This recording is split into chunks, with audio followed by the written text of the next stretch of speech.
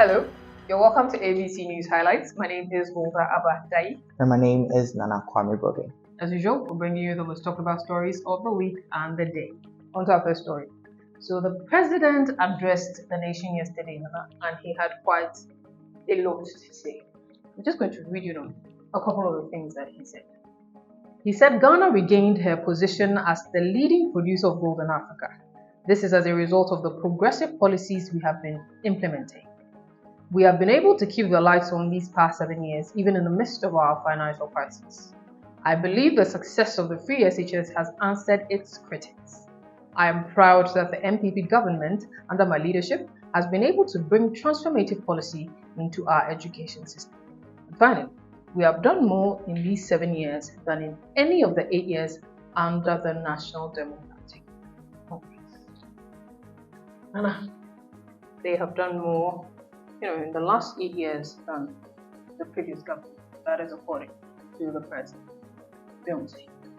What do I want to say? I just think it's a very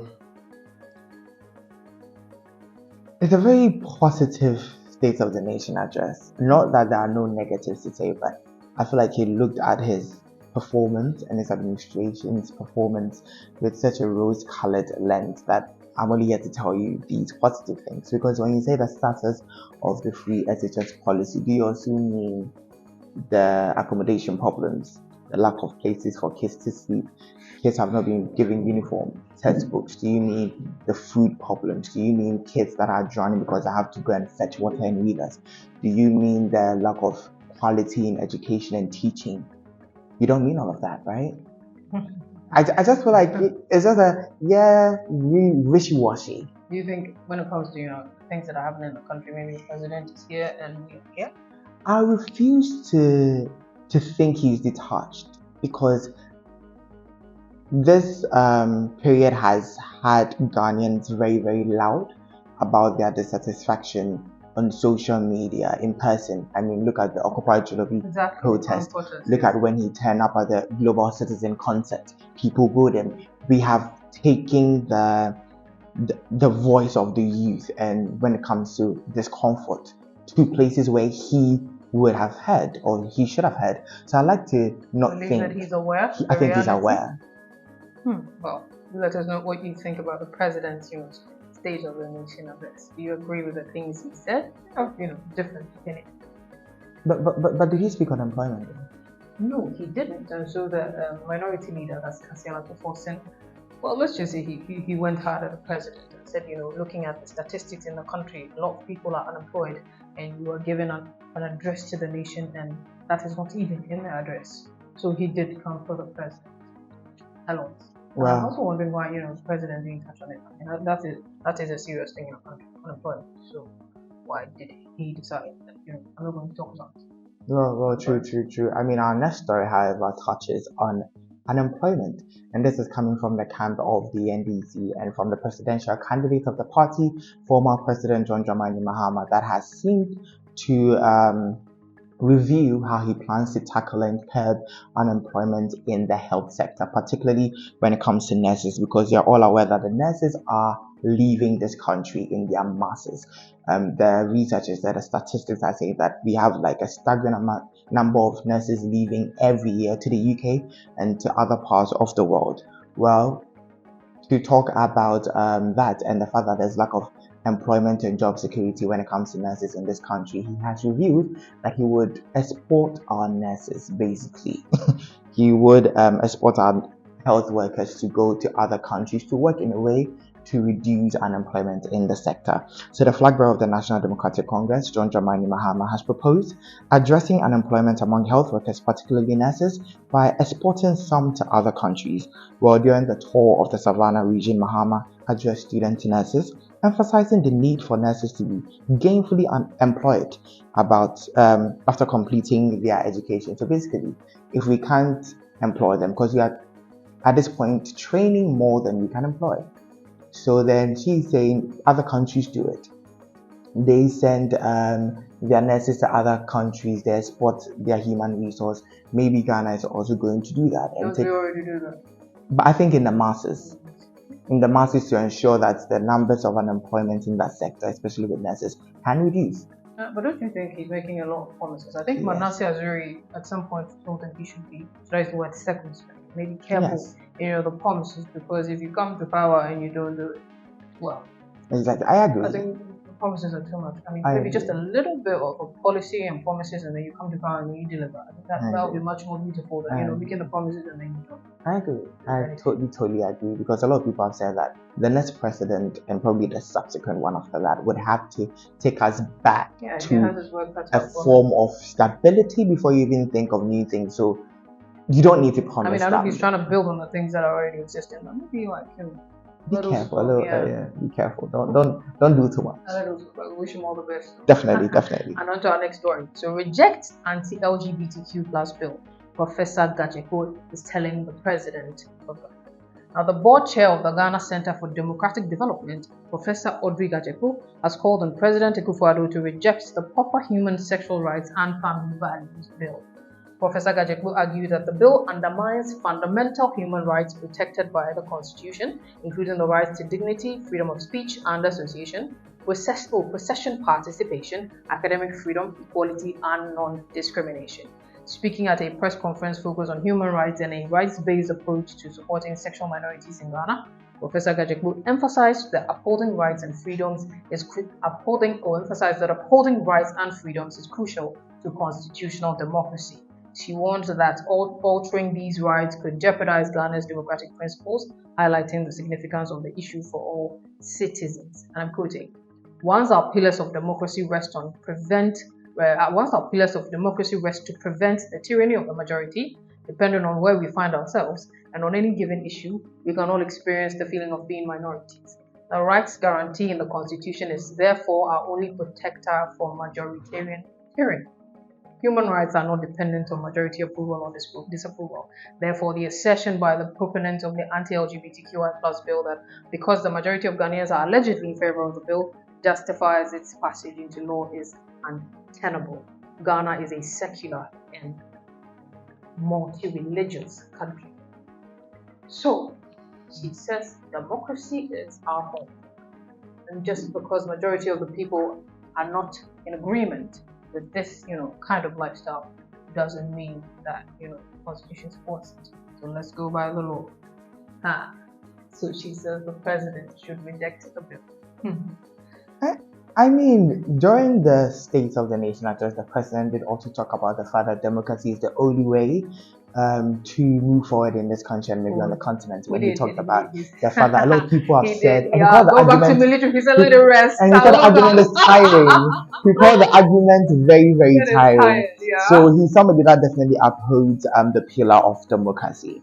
So maybe he would listen, or maybe he would not. We shall see. We shall see, and we'll let you know whatever comes from that. And moving on to our next story, but still on the LGBTQ plus bill, or the anti-LGBTQ plus bill. The new majority leader in Parliament, Alexander Afenyomarkin, has hinted that some of his fellow MPs are hesitant to criticize the controversial anti-gay bill due to fear of victimization. Okay, when he says criticize, is he saying for them to come out and say, okay, I don't support the bill, or that? Yes, because not support the bill, but not necessarily support the custodial sentence or the harsh nature of the bill. Say something, because I think what he's saying is there may be a lot more people other than him, because he has expressed his concern over the harsh punishment that is stated to be for people of the community or caught doing activities of the LGBT plus community. So according to him, he feels like most MPs are not speaking up because they're afraid they'll be victimized. Okay, for example, I mean, I don't support that lifestyle, but don't kill them. Exactly. Now, what suspect? I'll put jail for 5 years. Right? Oh my goodness, that is actually exactly. And so happened with Esla in Parliament. Oh yeah, which was okay. Exactly. Yeah, when they concluded to the fact that she could be part of the community because of her opinions. I think this is what Afenyomarkin is saying. I think maybe that portion should be looked at a little. Just because someone has an opinion doesn't mean they should go to jail. But then again, you would be charged with promoting LGBTQ plus activities and stuff like that. So I think what he's saying is he feels like more MPs should be able to Talk speak about up, to say, okay, I don't think this sentence is right. I don't think it's appropriate. I think it's too harsh. I mean, the bill hasn't been passed yet, so they can't speak on it. Yeah, but I think they have decided on the jail term for the supposed or will be crime. So this is what he's saying. He feels like he's not alone, and he feels like most of his colleagues would want to say something. But he states that he's not afraid to voice his opinion, even if it means losing a seat in Parliament. Ooh. So this is somebody that is upholding the pillars of human rights and democracy.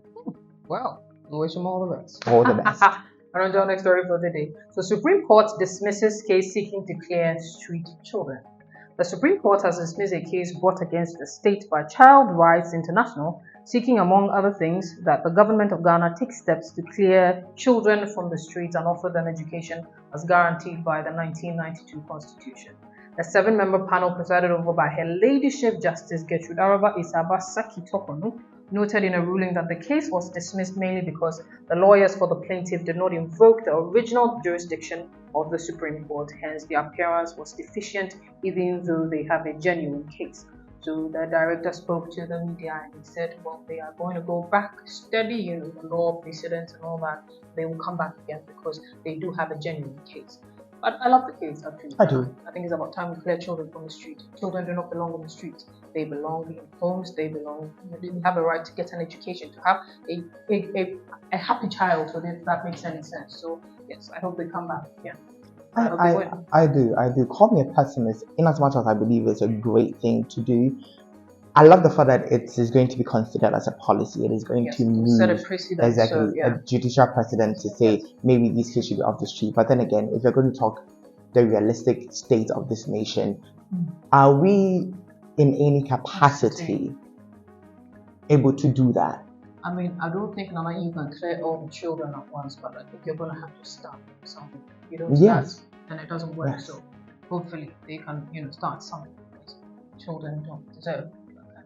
I mean, if according to ODU, you don't even think animals, dogs, and cats. Of course I don't. We should also fight for animal rights, please. And guys, we're going to bring laws, policies for animals. Can we move to our next story and still on Supreme Court and definitely not on pets and animals?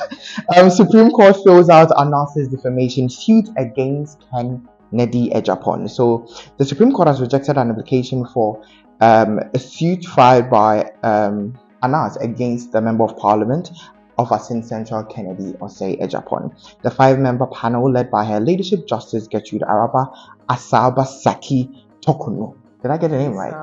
Isaba. You heard it right. Upheld the previous ruling by the High Court 6 years ago. A High Court in Accra dismissed a 25 million defamation lawsuit brought by Anas against Kennedy Ejapon and imposed a cost of 50,000 Ghana cedis on the journalist. But even though the Supreme Court has dismissed the lawsuit, they also did not ask the journalist to pay the amount to Kennedy Ejapon. I mean, his lawyers did bring it up and said the High Court did say he should pay us a 50,000 Ghana cedi fine or this amount, and say no, we are not going to enforce that. However, we are throwing out the case. So basically, Kennedy Ejapon has had a suit against Anas and the court has thrown it out. So Anas had a suit against Kennedy Ejapon saying that you defamed me, you said wrong things about me, because during his last expose, Kennedy Ejapon was on him saying he's not very just and he's not very ethical in his work and all of that. So he took him to court and said, you have defamed me, give me this amount of money. And then the Accra High Court said, no, I don't think you have a case, so you pay him 50,000 Ghana cedis. And he said, I'm going to take it to the Supreme Court. Took to the Supreme Court. Supreme Court is saying, I'm going to throw the case out. But you're not going to pay. I'm not going to enforce that you pay that 50,000. I said by the Accra High Court. At least you're not paying the money. So we shall see what happens between the two of them eventually. But do let us know your thoughts on the things that we've talked about. The president living in Sona. What are your thoughts on the Sona and many things happening in our country today? My name is Goga Badai. This has been ABC News Highlights. And my name is Nana Kwame Browe. For more details, please visit abcnewsgh.com. Our social media handles, abcnewsgh_. See you.